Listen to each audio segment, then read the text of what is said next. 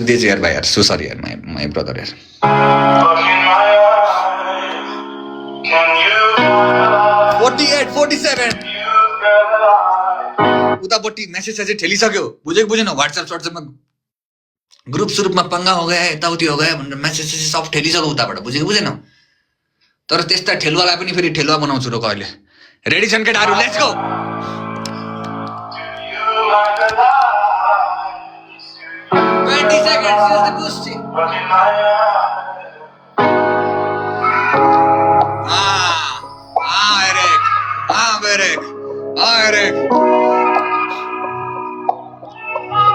I think they will push.